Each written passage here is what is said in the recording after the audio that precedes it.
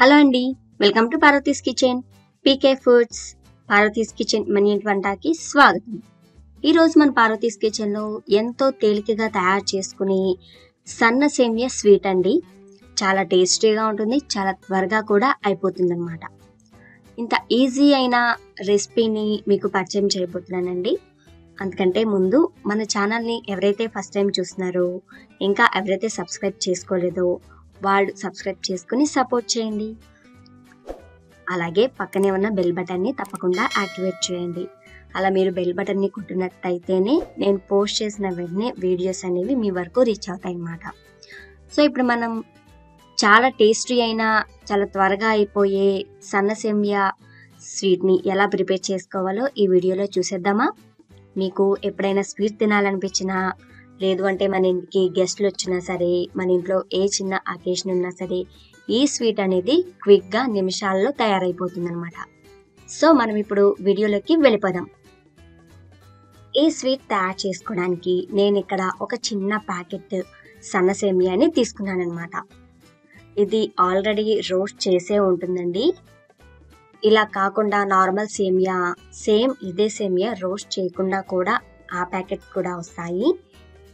నేను మాత్రం ఇక్కడ రోస్ట్ చేసిన సేమియా మాత్రమే తీసుకున్నాను.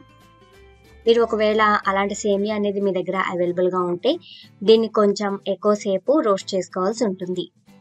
నేను ఇక్కడ రోస్ట్ చేసిన సేమియాని ఒక చిన్న ప్యాకెట్ తీసుకున్నానండి. ఆ సేమియాని బారుగా లేకుండా ఇలా చిన్న ముక్కలుగా కట్ చేసుకోవాలి. ఇది నేను కొలుచుకున్నట్లయితే ఒక 2 కప్పుల వరకు నాకు సన్న సేమియా అనేది వచ్చింది.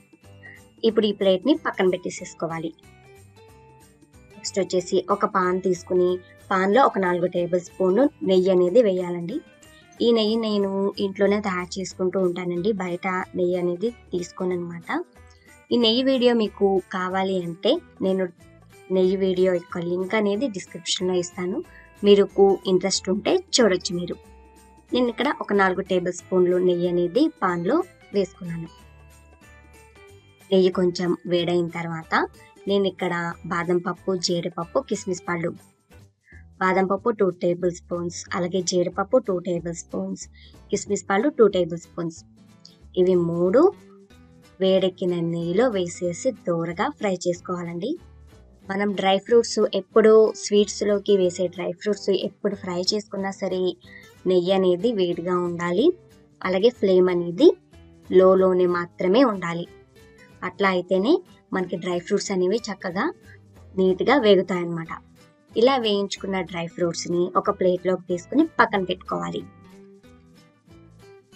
నెక్స్ట్ వచ్చేసి మనం ముందుగా కొలుచుకున్న సేమియాని 1 నిమిషం పాటు సేమ్ అదే నెయ్యిలో వేసేసుకొని, ఇది ఆల్రెడీ రోస్ట్ చేసింది అండి, అయినా సరే నేను ఒక నెయ్యిలో ఫ్రై చేయాలనుకుంటున్నాను.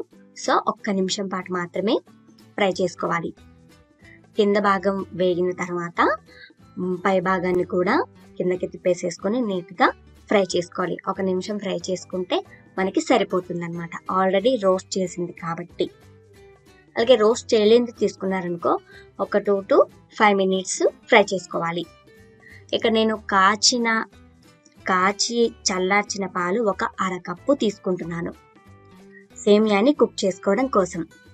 కాచి చల్లార్చిన పాలని ఇలా కొంచెం కొంచెంగా యాడ్ చేసుకుంటూ సేమియాని కొంచెం సాఫ్టీగా కుక్ చేసుకోవాలి. నాకు ఇక్కడ ఒక 2 టేబుల్ స్పూన్స్ పాలు అనేవి మిగిలాయండి, అవి కూడా నేను వేసేస్తాను. ఫస్ట్ 1 సైడ్ కుక్ అయిన తర్వాత వేరొక సైడ్కి తిప్పేసుకుని మనకి మిగిలిన 2 టేబుల్ స్పూన్స్ పాలు కూడా వేసేసుకుని కుక్ చేసుకోవాలి. నాకు ఇక్కడ మొత్తం అరకప్పు పాలు అనేవి పట్టాయండి. ఈ పాల ప్లేస్లో మీరు వాటర్ కూడా యూజ్ చేసుకోవచ్చు. వాటర్ బాయిల్ అవ్వాల్సిన అవసరం లేదంటే నార్మల్ వాటర్ కూడా వేసుకుని మనం ఇలా కుక్ చేసుకోవచ్చు. వాటర్ వేసి కుక్ చేసినట్లయితే మనకి 2-3 డేస్ ఉంటుందన్నమాట. ఒకవేళ మనం పాలు వేసుకుని కుక్ చేసుకుంటే మనకి 1 రోజు ఫ్రిడ్జ్లో పెట్టుకుంటే ఉంటుంది. అలాగే సేమియా అనేది కుక్ అయిపోయిన తర్వాత 1/3 కప్పు షుగర్ అనేది తీసుకున్నానండి. నేను 2 కప్పులు సేమియా తీసుకున్నాను. ఇది సన్న సేమియా కాబట్టి మనకి స్వీట్ అనేది ఎక్కువ అవసరం లేదు. నేను తీసుకున్న 1/3 కప్ అనేది ఎగ్జాక్ట్గా సరిపోతుంది. మీరు స్వీటు ఎక్కువ తిన్నట్లయితే 1 కప్ వరకు వేసుకోవచ్చు. నేను తీసుకున్న కొలత అనేది సరిగ్గా సరిపోతుంది. అలాగే దంచి పెట్టుకున్న యాలక్కాయల పౌడర్ 2 కాయల్ని దంచుకుని అవి వేసేసుకోవాలి. ఇక్కడ యాలక్కాయల పౌడర్ అనేది వేయడం మర్చిపోయానండి, లాస్ట్‌లో యాడ్ చేశాను. సో మీరు షుగర్ కరిగిన తర్వాత యాలక్కాయల పౌడర్ అనేది వేసి ఈ విధంగా కుక్ చేసుకోవాలి. ఇలా కుక్ చేసుకున్న తర్వాత మనం వేయించి పెట్టుకున్న డ్రై ఫ్రూట్స్ అన్నీ ఈ సేమియాలో యాడ్ చేసేయాలి. అంతేనండి. ఒకసారి మిక్స్ చేసేసుకొని సర్వ్ చేసుకోవడమే. చాలా టేస్టీగా ఉంటుందండి. మీరు తప్పకుండా ఈ రంజాన్‌కి ట్రై చేసి చూడండి. చాలా బాగుంటుంది.